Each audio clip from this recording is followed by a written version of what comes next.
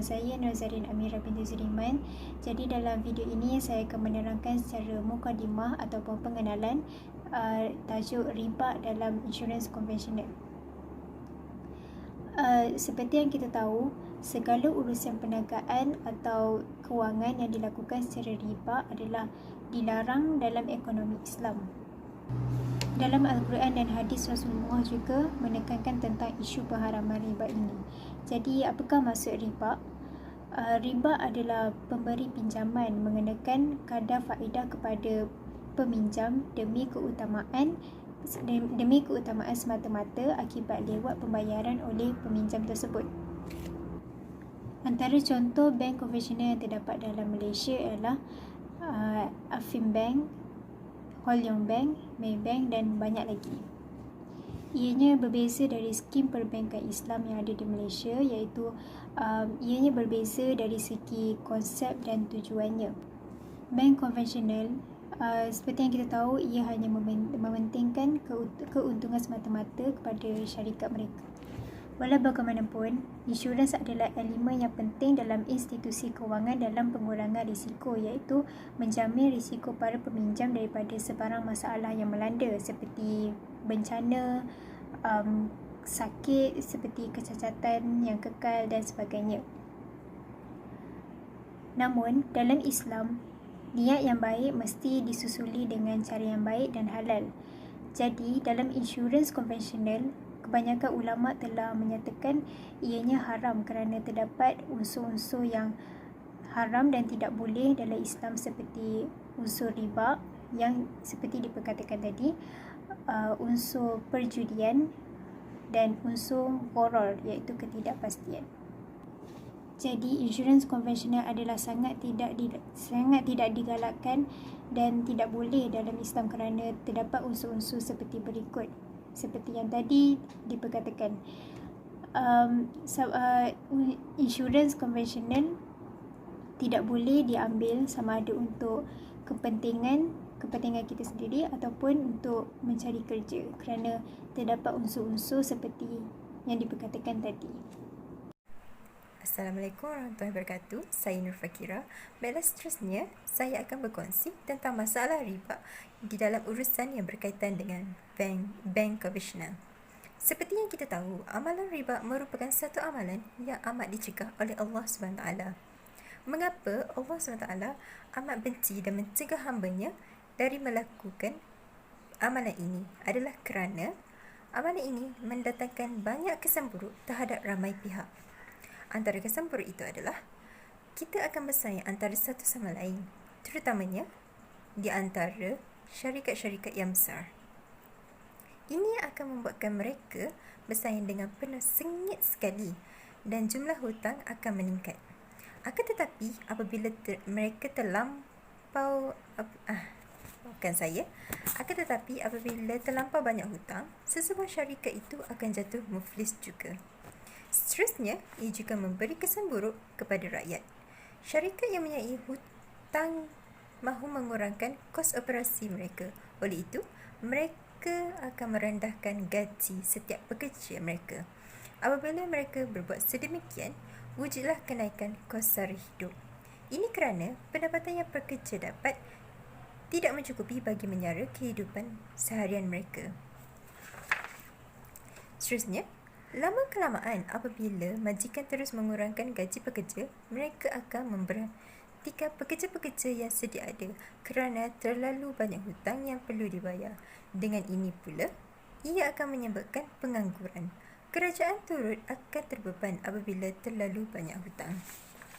Apa yang saya boleh ringkaskan di sini ialah amalan riba merupakan satu amalan yang tidak akan memberi kebaikan kepada mana-mana pihak, malah mendatangkan banyak kesan buruk terhadap diri kita sendiri juga. Oleh itu kita kenalah jauhi riba. Sekian dari saya, terima kasih. Ramai yang menyatakan bahawa faedah bank adalah riba, di mana hukumnya adalah haram bagi orang Islam kerana ia mempunyai unsur-unsur ketidakadilan. Di era moden pula, ia akan dikategorikan riba jika nilainya berlipat ganda dan fleksibel. Ianya juga akan memberikan masalah terhadap ekonomi.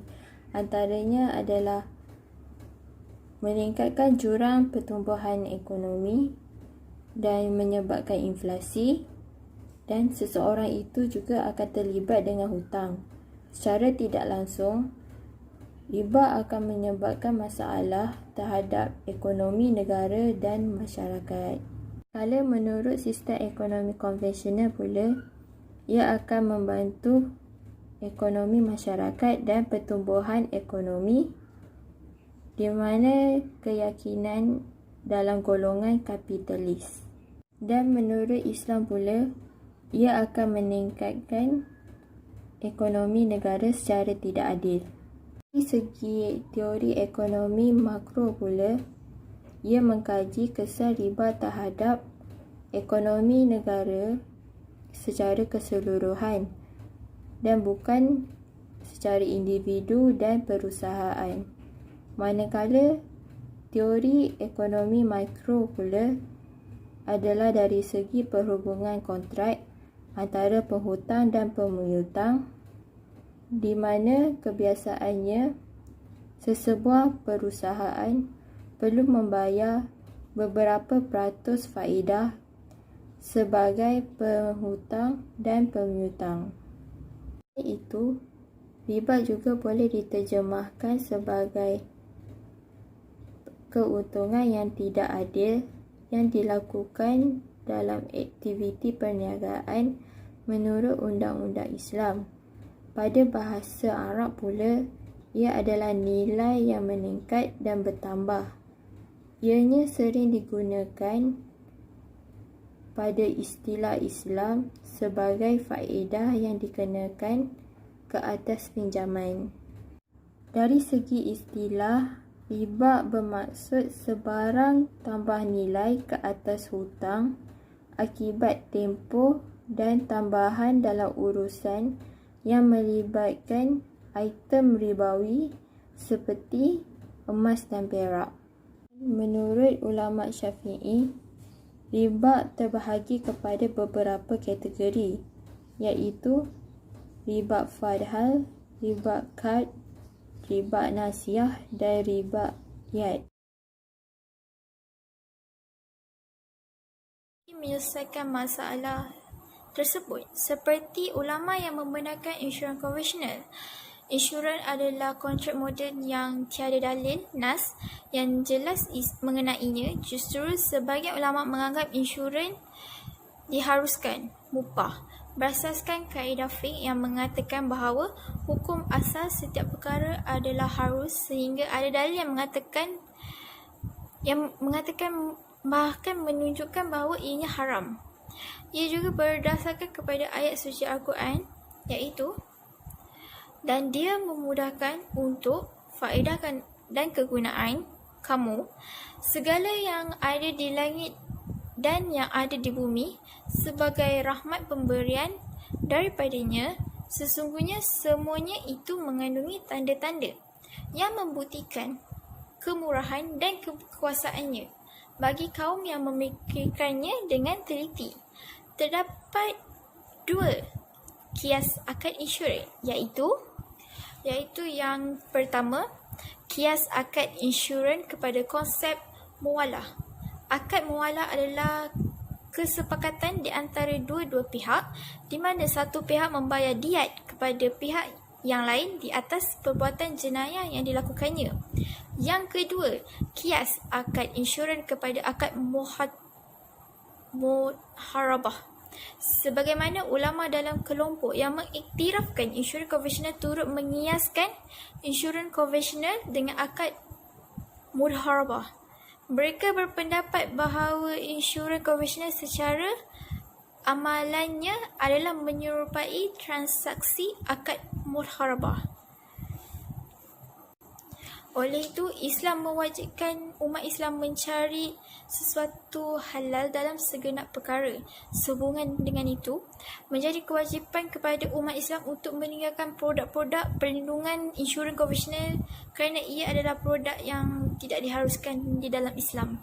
Justru umat Islam di negara sewajarnya memastikan mereka hanya menggunakan produk-produk perlindungan takaful yang berteraskan Islam yang patuh pada syariah.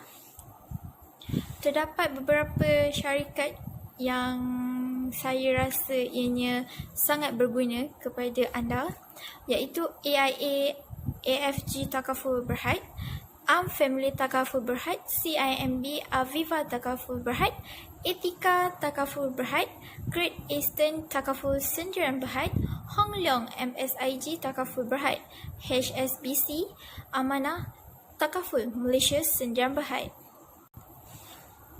ING Public Takaful Ihsan Berhad, Prudential BSN Takaful Berhad, Syarikat Takaful Malaysia Berhad, Takaful Ikhlas Sendirian Berhad, MAAA Takaful Berhad. Sekian dari saya. Assalamualaikum dan selamat sejahtera. Saya Nur Fatiza binti Hussein, memegang nombor pelajar 2019446962. Hari ini saya akan membentangkan tentang hikmah solusi insurans berdasarkan perspektif Islam. Seperti mana yang kita ketahui, riba adalah sesuatu perkara yang diharamkan dalam Islam dan berdosa besar sekiranya dilakukan, sama ada penerima riba, pemberi riba ataupun saksi riba. Dengan adanya sistem insurans ini, kita akan dapat mengelakkan diri kita daripada terlibat dengan dosa-dosa yang besar, secara langsung ataupun tidak langsung. Seterusnya, pencarum insurans akan diberikan perlindungan sekiranya pencarum itu mengalami masalah kesihatan yang terpaksa dihantar ke hospital dan mendapat rawatan di hospital, yang mana kos ini akan ditanggung oleh pihak insurans seperti mana yang telah dijanjikan mengikut kos-kos tertentu. Seterusnya, sekiranya pencarum terlibat dengan kemalangan, kenderaan pencarum sekiranya ada insurans, kenderaan itu akan dibaik pulih menggunakan insurans yang telah pihak insurans keluarkan. Maksudnya sejumlah wang yang telah dijanjikan sekiranya pencarum ini terlibat dengan kemalangan, maka pihak insurans akan mengeluarkan wang tersebut untuk membaik pulih kenderaan.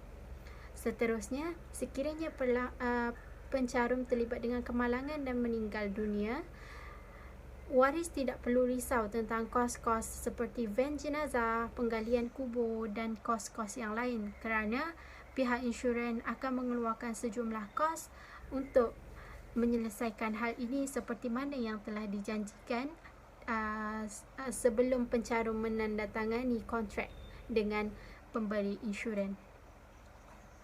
Sistem insurans ini adalah sangat penting dalam kehidupan seharian kita, kerana kita tidak tahu bila kita akan mendapat penyakit, bila kita akan terlibat dengan kemalangan. Sistem insurans ini akan membantu dan meringankan beban waris-waris kita sekiranya sesuatu yang buruk terjadi pada kita. Kos pembayaran untuk rawatan hospital bukanlah sangat murah sekiranya kita berada di hospital swasta. Itulah kenapa sangat penting untuk kita mendapatkan insurans seperti insurans kesihatan. Kerana sekiranya kita dimasukkan ke hospital, kita tidak perlu menanggung kos yang besar untuk membayar yuran hospital tersebut, kerana kita akan mendapat wang tersebut daripada pihak insurans seperti mana yang telah dijanjikan. Itu saja daripada saya. Sekian, terima kasih.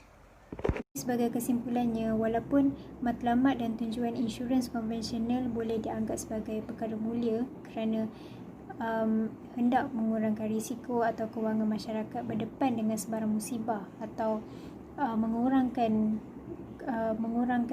kemudaratan di masa akan datang, tetapi ianya sudah lari dari instrumen yang digunakan daripada perspektif Islam.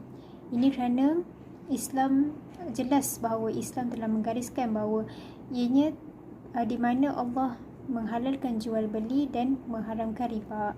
Jadi kita sebagai umat Islam perlulah menyokong skim perbankan Islam dan tidak mengambil produk-produk yang haram. Jadi itu saja. Sekian, terima kasih.